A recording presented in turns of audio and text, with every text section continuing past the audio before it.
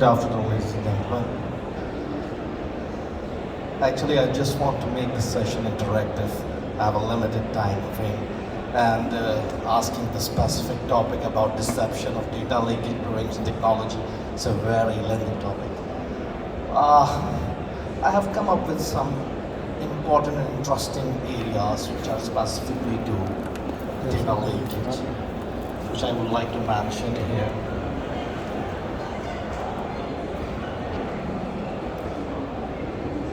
Specifically, why we are actually focusing on data leakage prevention. Sometime when the data leaks, then it got breached. When somebody in the organization, maybe it's an insider threat that leaks the data, that automatically becomes under the breaches category. They copy the data, maybe some insider, third party, negligent insider, disgruntled employee. There are various kinds of people who used to copy the data from the organization. They took the data from the organization, they shared the data with the competitors. So in order to secure data from that leakage perspective, what we do, we implement a lot of solutions of data leakage, invested millions of dollars in multiple solutions. I specifically call this not a data leakage prevention technology, it's a complete program. Where if I start from the scratch, if you go for a specific area like data classification, and once you go for data classification, you need to find out the specific custodian and owner of the data. So if we go for that approach, we cannot implement that solution in next 10 years, personally saying. I have the case studies which we have successfully implemented. Your data once go and maybe with the third party or from the insider threat or maybe some kind of attack encountered by an organization, what they would fail, why and what the steps they would be actually failing on. The focus is the lack of handling the sensitive data. The data labeling is very important. Currently, my focus is on specifically how the human is handling the data. The data is not marked, whether internal, public, confidential. And the people are not aware how to tag or mark the data.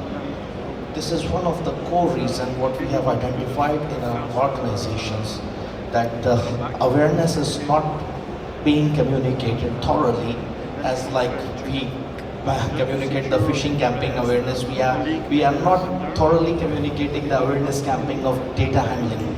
This is one of the issues. The second issue is human error, which is the common issue that accidentally shares sensitive information over any public channel. Insider threat, they are following insider threat like malicious insider, third party insider, disgruntled employees, negligent and compromised insider, which might share the confidential data from the organization. But personally, I won't complain for that negligent, disgruntled or the third party insider, because if the process of your organization regarding the data handling is strong, so if there is a person who really want to extract the data from the organization, he would not be able to capture it. This is exactly what I mean to say, inadequate security measure, and this is the focus which I would like to hear, like fail to implement security effective measures, because we have prepared a solution that is free of cost. What it actually does, it actually identifies the sources of the information, and it actually identifies, my demonstration is totally based on the information, and it actually tells you the sources where the data can be leaked from. It actually captures 50 different sources of the system and the cell phone where your data can be compromised, and that is no cost. It's actually cost-free. You can find my solution on GitLab, and I will be presenting this as a demonstration after my next slide. This is one of the problem with the third-party risk.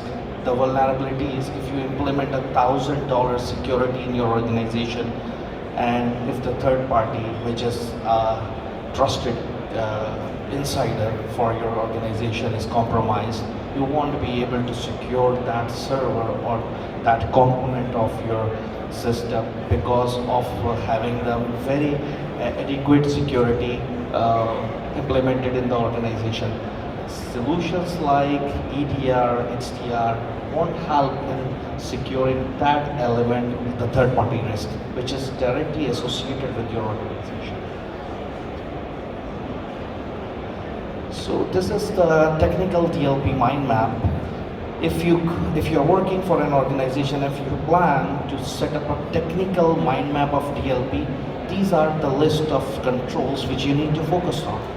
For example, application layer controls like free web servers, WhatsApp, Viber, LinkedIn, Google Sheets are become one of the reason of the data sharing. An employee can use one of the medium and can share the data. Similarly, like screen sharing apps, file sharing apps, cloud services, what organization has set up a strategy to restrict such controls?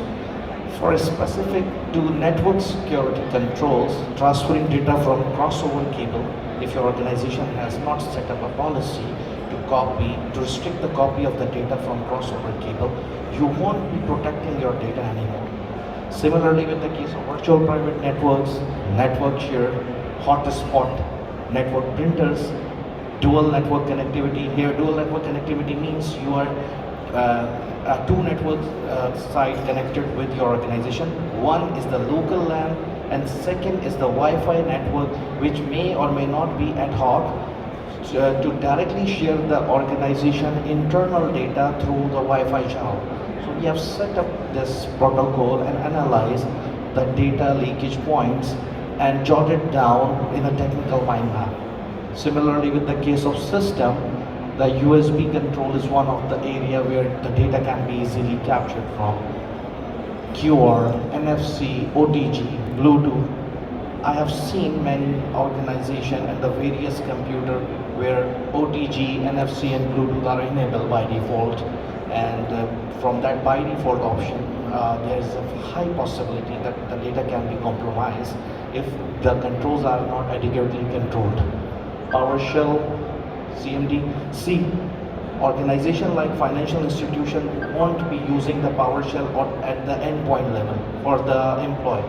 But unfortunately, by default, PowerShell is enabled on various clients. It actually won't, I am not talking about the execution of the data, but PowerShell allows you to download the data without any administrative right. So this is one of the area where we need to focus on. Second is enforcing BIOS password. BIOS passwords are not even enabled, and it actually allows you to boot your own operating system and copy the data from the back side of the system indirectly.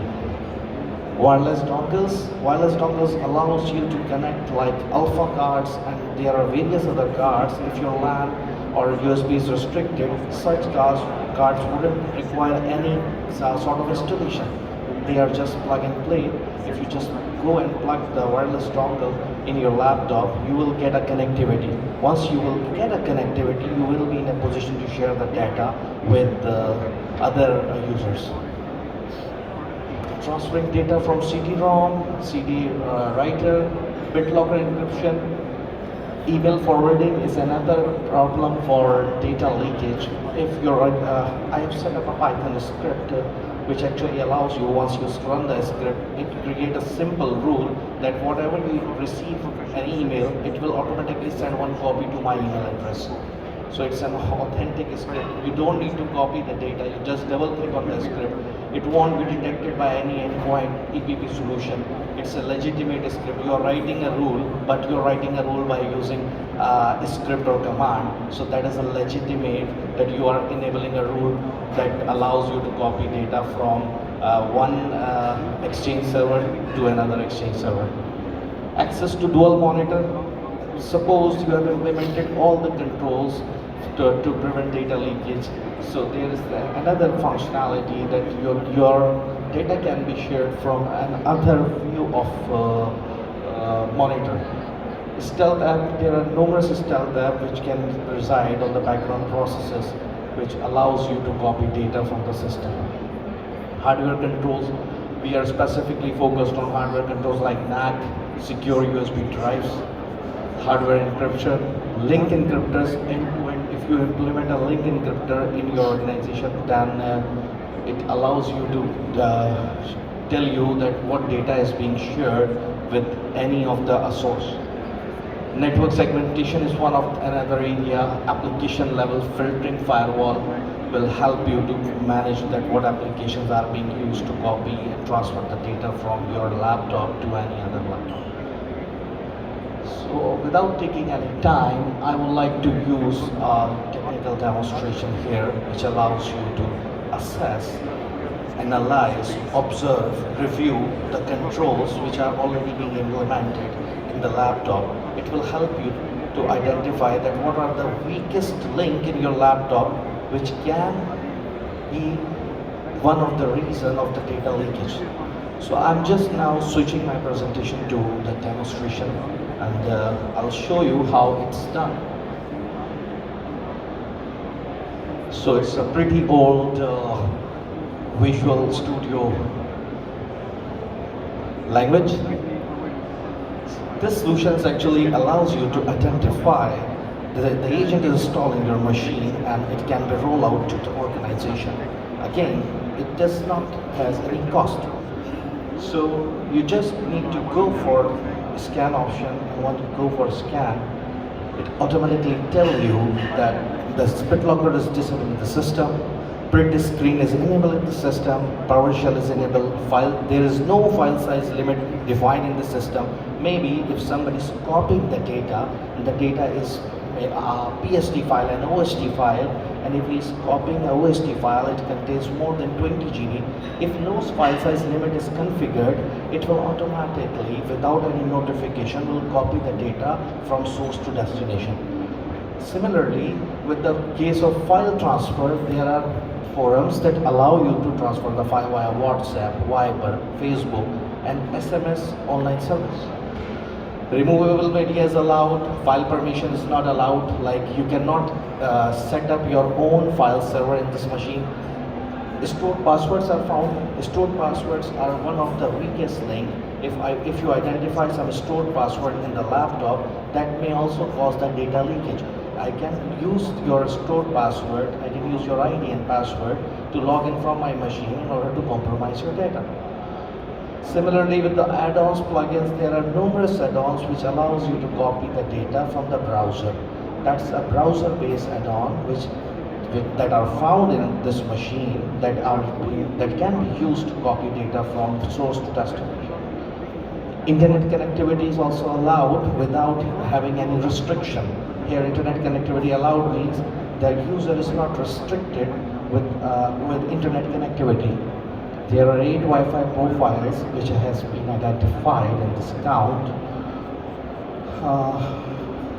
That's the story of this whole area. And if you calculate the score of this machine, it is 73.33% non-compliant, and it is vulnerable to expose data leakage. It's vulnerable to compromise, etc. 73% vulnerable in this environment. If I copy, and the trust is these control doesn't require any of the control. It only requires group policy changes. You just need to enable some checks in the group policy. That's it. What we are actually doing, we are just setting up a Windows, installing the drivers, setting up the endpoint protection, all the softwares, but we are not playing with the group policies and firewall setting. The only thing which needs to be set up is a group policy setting. PowerShell can be restricted via group policy. Removable media, add-ons, stored password, internet connectivity, clipboard can also be used to restrict the copy of the data. File size limit also can be configured with using the group policies setting. So this is the important area where we need to focus on. Rather to investing $1 million in the DLP solution, I would recommend to use this, implement it, configure the proper setting on your organization. If this process, you will find that your people, your employees has adopted this change or not. If they have adopted this change, they would definitely be inculcating in the data leakage technology as well. Once this is this picture is clear with all the employees, you would be in a better position to implement a proper DLP solution. This is a no-cost solution for you.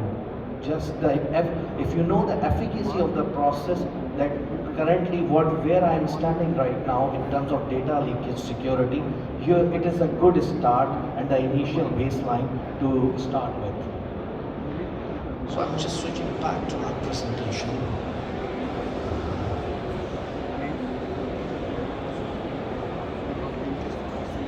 So that actually to allow you to do this, and it is available on again GitLab. You can use it, utilize it for your organization for the efficacy of the processes of DLP.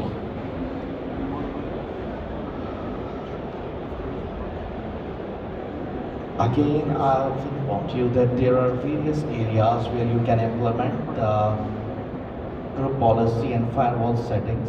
These are the key areas where you can use the group policy setting to restrict data transfer, data copy from the system.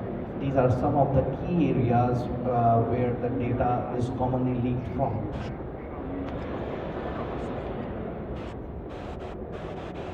I hope that I might add some value in data leakage prevention. Thank you very much, ladies and gentlemen.